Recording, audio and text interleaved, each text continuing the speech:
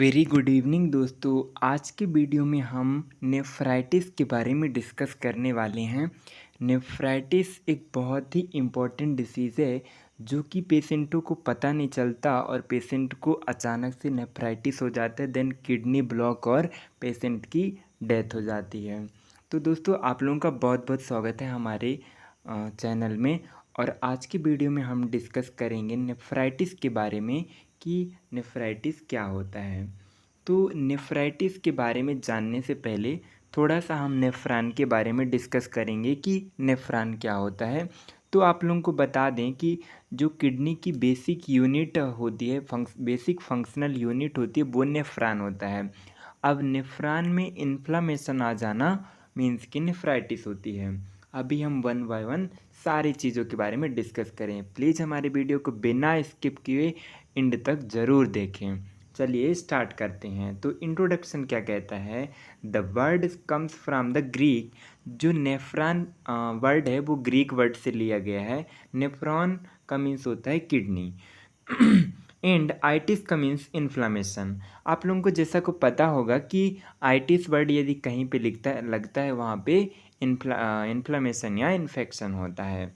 तो अपना जो इंट्रो था ये बोल रहा है कि जो नेफ्राइटिस है वो ग्रीक वर्ड से लिया गया है और नेफ्रॉन का मीन्स किडनी और आइटिस का मीन्स इन्फ्लामेशन होता है। देन नेक्स्ट पॉइंट है, nephritis is a inflammation of the kidney.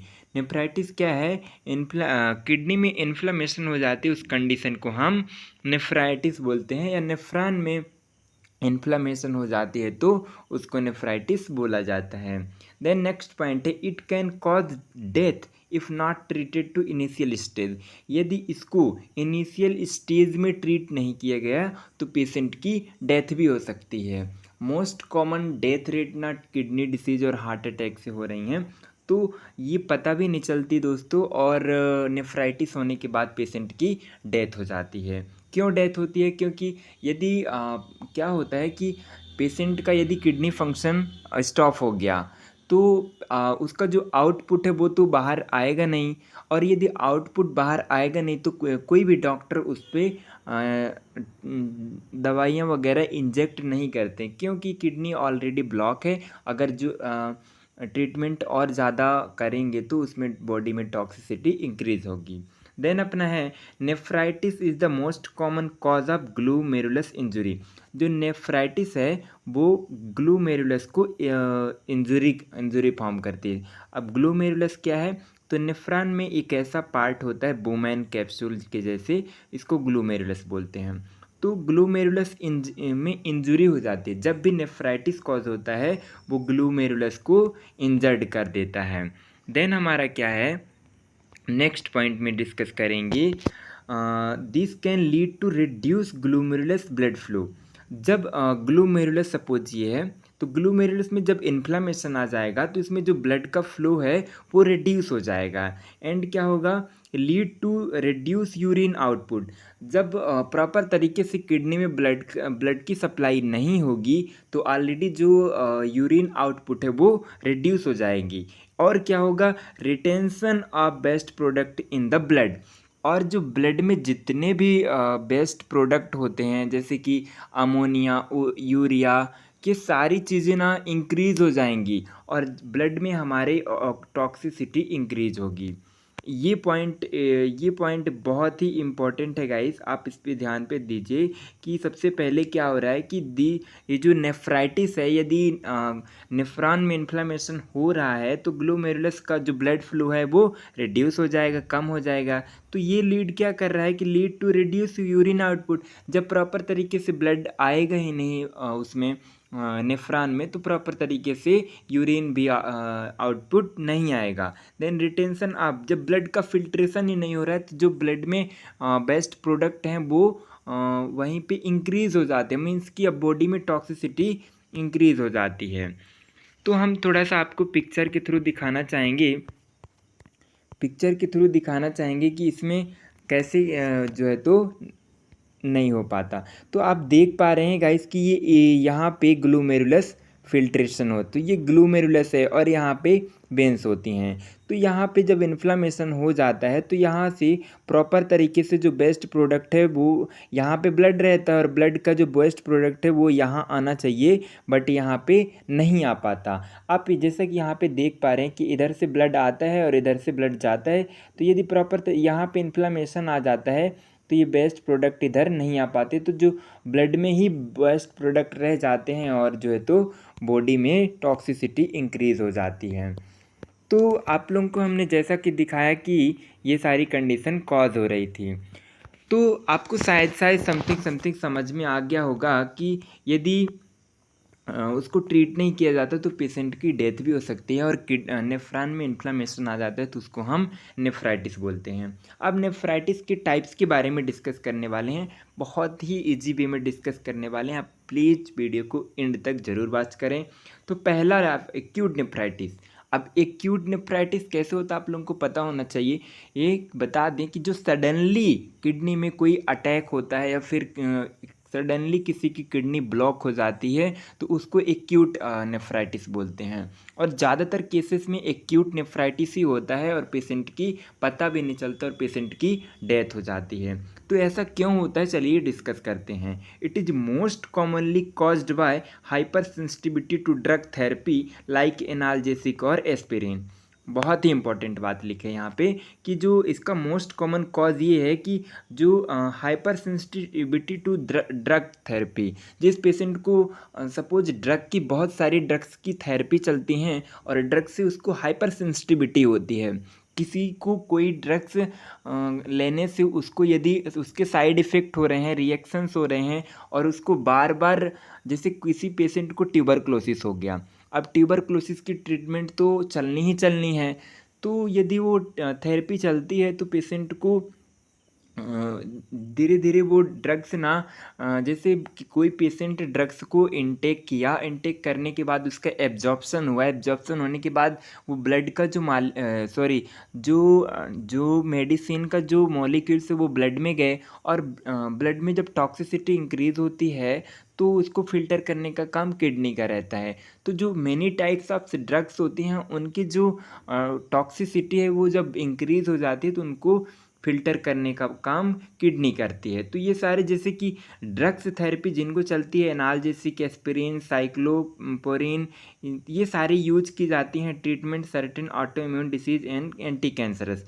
जैसे कि कैंसर की ट्रीटमेंट और ऑटो इम्यून डिसीज हो गई, इन सब की ट्रीटमेंट जब चलता है तो जो ड्रग्स होती हैं, बहुत ज़्यादा ड्रग्स इनटेक करने से जब किडनी डैमेज हो जाती है तो एक्यूट नेफ्राइटिस कॉज होता है।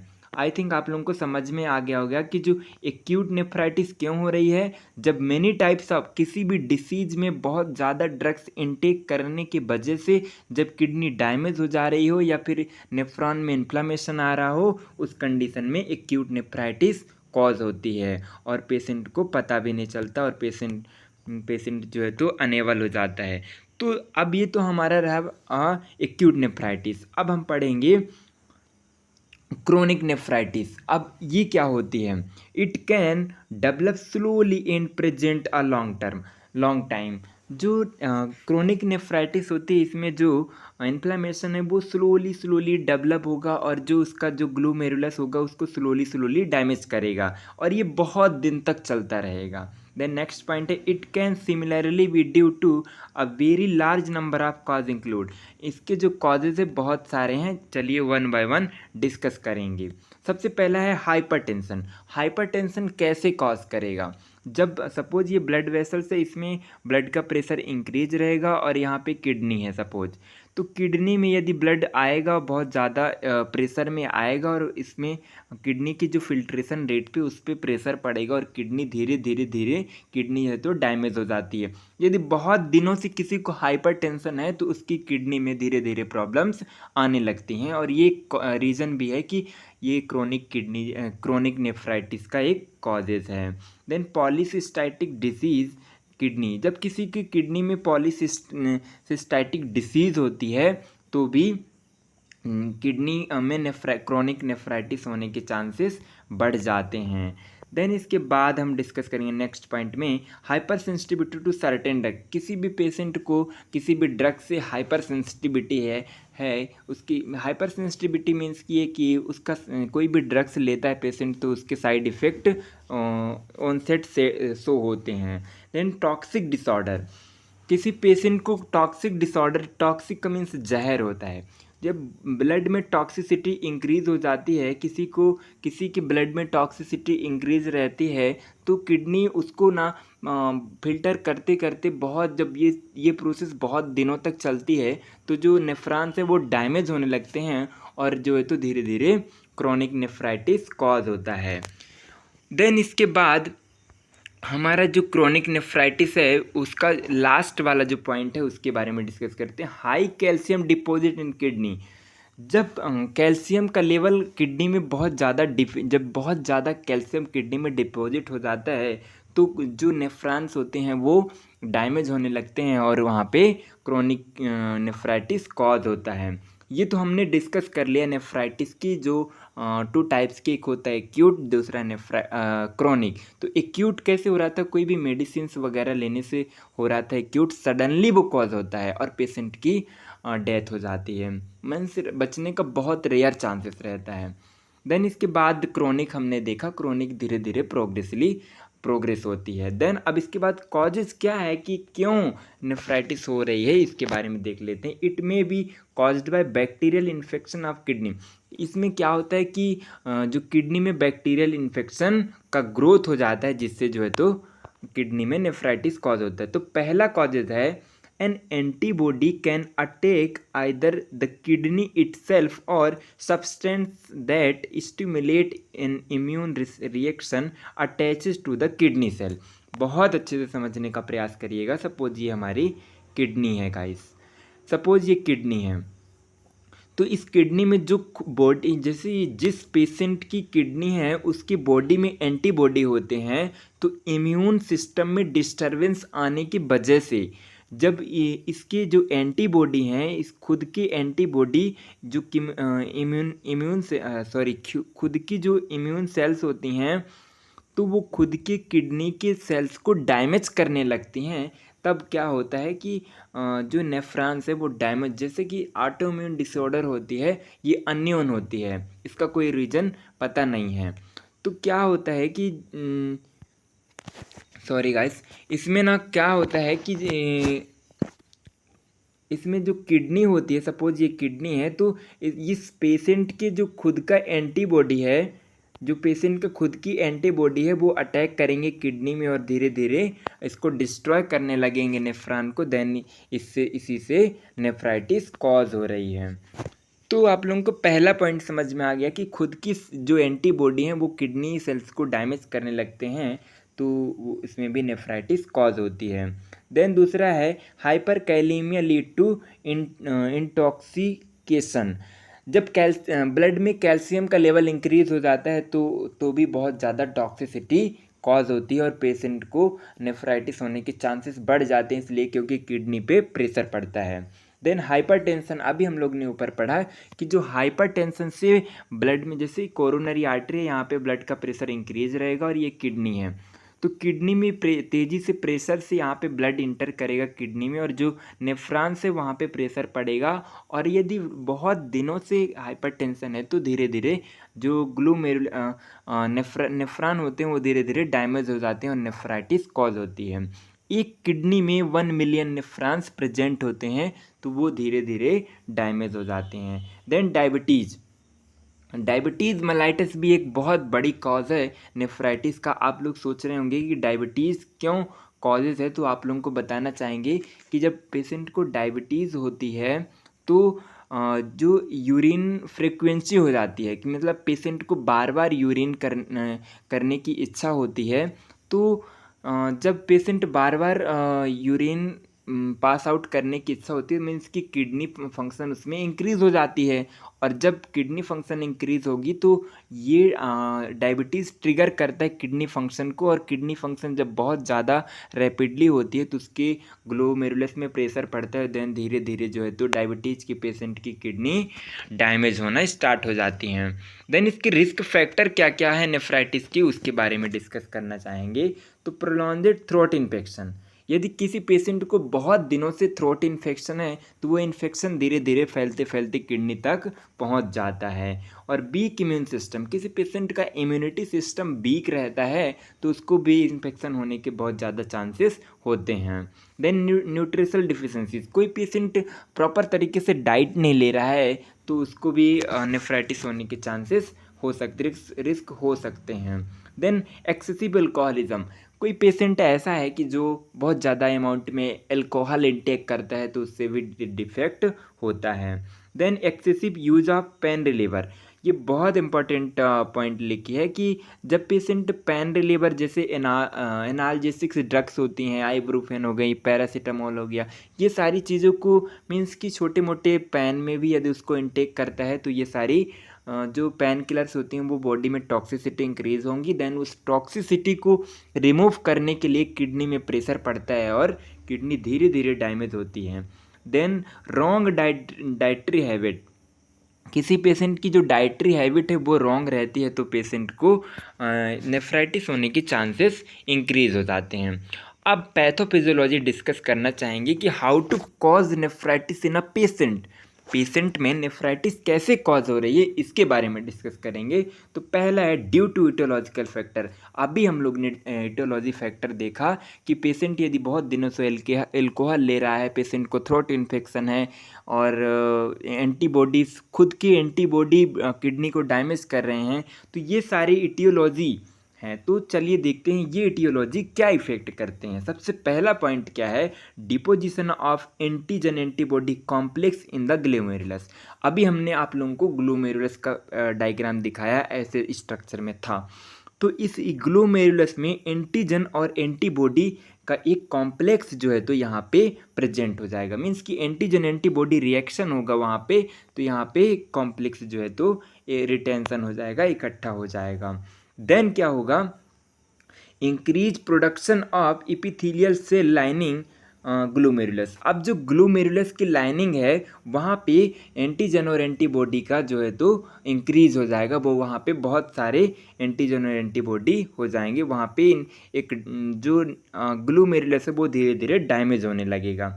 अब ये जब डैमेज हो जाएगा तो ल्यूकोसाइट इनफिल्ट्रेट ग्लोमेरुलस, जो ग्लोमेरुलस ये हमारा होता है, सपोज ये नेफ्रॉन है, तो ये जो ग्लोमेरुलस है उसमें से ल्यूकोसाइट इनफिल्ट्रेट होने लगते हैं। वो मतलब मीन्स कि वो फिल्टर नहीं हो पाएंगे। क्यों?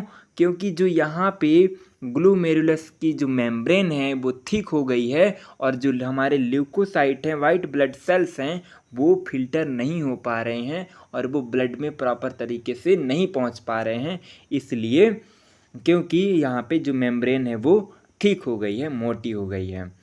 तो क्या हो रहा है कि जब ल्यूकोसाइट इनफिल्ट्रेट, ग्लोमेरुलस जो हमारा है वो ल्यूकोसाइट को फिल्ट्रेट नहीं कर पाएगा। सबसे पहले क्या हुआ कि डिपोजिशन ऑफ एंटीजन एंटीबॉडी जो है तो उसका कॉम्प्लेक्स रिटेंशन हो जाएगा ग्लोमेरुलस में। Then increase production of epithelial, जो ग्लोमेरुलस की लाइनिंग है वहाँ पे एंटीजन एंटीबॉडी जो है तो इंक्रीज हो जाएंगे। देन जब इंक्रीज हो जाएंगे तो वहाँ पे जब डैमेज करेंगे ग्लोमेरुलस को, जब ये डैमेज होगा धीरे धीरे, तो इसकी ये मेम्ब्रेन ना ल्यूकोसाइट को फिल्टर नहीं होने देगी। Then thickening of the glomerulus filtration membrane, जो मेम्ब्रेन है वो थिक हो जाएगी और यहाँ से ब्लड का प्रॉपर तरीके से फिल्ट्रेशन नहीं होगा। देन अब इसके बाद क्या हो रहा है कि scarring formation, scarring and loss of glomerulus filtration membrane. अब यहाँ पे ये सपोज ये ग्लोमेरुलस है, तो स्कार का मीन्स क्या होता है कि जब नेक्रोसिस हो जाता है, जैसे कि सेल्स वो होती है, यहाँ सब सेल्स प्रेजेंट होती है, तो सेल का डेथ हो जाना, यहाँ पे नेक्रोसिस फॉर्म हो जाना स्कार होता है। और लॉस ऑफ ग्लोमेरुलस फिल्ट्रेशन, जब यहाँ पे स्कार का फॉर्मेशन, स्कार मीन्स कि यहाँ की सेल्स जो है तो डैमेज हो जाएंगी, तो यहाँ पे ग्लोमेरुलस का जो फिल्ट्रेशन है वो धीरे धीरे रिड्यूस हो जाएगा। अब जो नेफ्रॉन है वो फंक्शन करना कम कर देते हैं। देन फिर क्या हो रहा है, डिक्रीज ग्लोमेरुलस फिल्ट्रेशन रेट, और धीरे धीरे जो है तो ग्लोमेरुलस जो है तो फिल्ट्रेशन करना धीरे धीरे पूरा डिक्रीज हो जाएगा। आपको हम इमेज के थ्रू दिखाना चाहेंगे। जब यहाँ पे ग्लोमेरुलस कैप्सूल ये है गाइस, और यहाँ पे जब इन्फ्लामेशन आता है, और इन्फ्लामेशन आने के बाद यहाँ पे जो ब्लड का जो है तो प्रॉपर तरीके से फिल्ट्रेशन नहीं हो पाता, और यहाँ पे प्रेशर पड़ता है, तो धीरे धीरे ग्लोमेरुलस ये फिल्टर करना इनका फंक्शन जो है तो रिड्यूस हो जाता है, और हमें नेफ्राइटिस कॉज होती है। देन इसके बाद हम डिस्कस करने वाले हैं पैथोफिजियोलॉजी। आई थिंक आपको समझ में आ गया होगा। अब आपको आप इसका स्क्रीनशॉट ले सकते हैं गाइस, ले सकते हैं इसका स्क्रीनशॉट।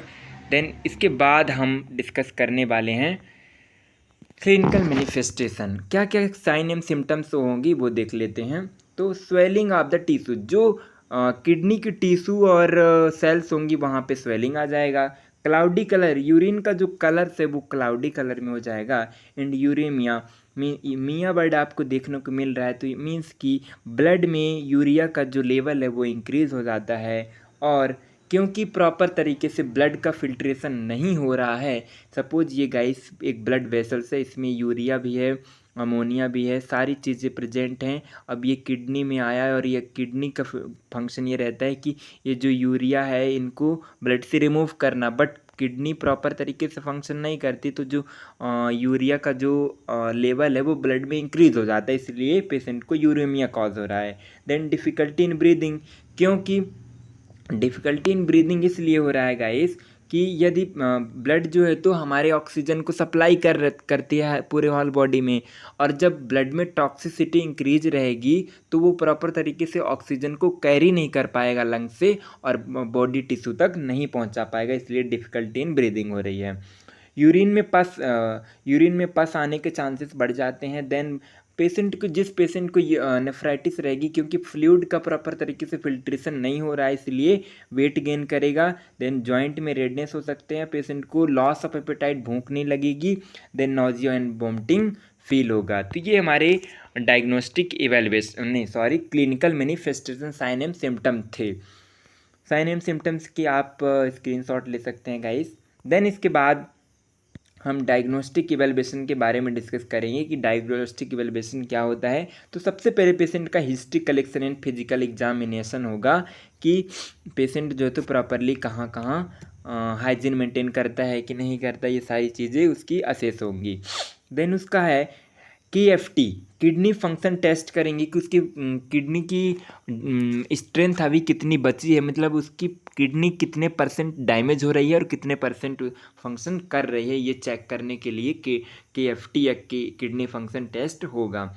देन इसके बाद किडनी बायोप्सी, किडनी सपोज ये किडनी है तो किडनी में का एक टिश्यू का टुकड़ा लेके उसका लेबोरेटरी में टेस्ट करना किडनी बायोप्सी कहलाता है। तो किडनी बायोप्सी करेंगे कि किडनी में कोई कैंसरस फॉर्म वगैरह चीज़ें तो नहीं हो रही हैं। देन इसके बाद एक्सरे होगा, x ray to determine blockage of and inflammation.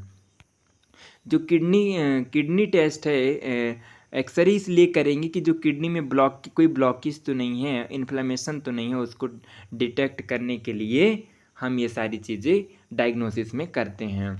Then इसके बाद हम मैनेजमेंट के बारे में डिस्कस करेंगे कि मैनेजमेंट क्या होता है, किसी को नेफ्राइटिस हो गया तो उनको कौन कौन सी ट्रीटमेंट चलती हैं। सबसे पहले antibiotic use to treat infection. Patient को यदि इन्फेक्शन की वजह से नेफ्राइटिस हो रही है, नेफ्रॉन में इन्फ्लामेशन हो रहा है, तो उसको एंटीबायोटिक्स चलाएंगे। Then hypertension can be manage with antihypertensive such as calcium channel blocker, blocking agent, vasodilator. इस पॉइंट को आप लोग बहुत अच्छे से समझने का प्रयास करें गाइस, क्योंकि जो हाइपरटेंशन हमारी किडनी को डैमेज करता है, तो इसलिए सबसे पहला अपना वो बन जाता है कि हम अपन हाइपरटेंशन को ट्रीट करें। तो हाइपरटेंशन को ट्रीट करने के लिए हम हाइपरटेंसिव ड्रग्स देते हैं। कौन कौन सी हाइपरटेंसिव ड्रग्स होती हैं? Calcium channel blocker. ये जो कैल्शियम चैनल ब्लॉकर्स होती हैं ये हार्ट की मसल्स को कॉन्ट्रैक्ट, हमारा हार्ट जब बहुत फास्ट कॉन्ट्रैक्ट करता है तो बीपी जो है तो इंक्रीज़ हो जाती है। जब हम कैल्शियम चैनल ब्लॉकर्स देते हैं मेडिसिन, जब पेशेंट को कैल्शियम चैनल ब्लॉकर देते हैं तो पेशेंट की जो बीपी है वो मैनेज हो जाती है। देन ब्लॉकिंग एजेंट और वैसोडाइलेटर, और हम पेशेंट को वैसोडाइलेटर ड्रग्स प्रोवाइड करते हैं हाइपरटेंशन को मैनेज करने के लिए। तो अभी हमने देखा कि एंटीबायोटिक दिया और एंटी हाइपरटेंसिव ड्रग्स चला रहे थे किसको, नेफ्राइटिस वाले पेशेंट को।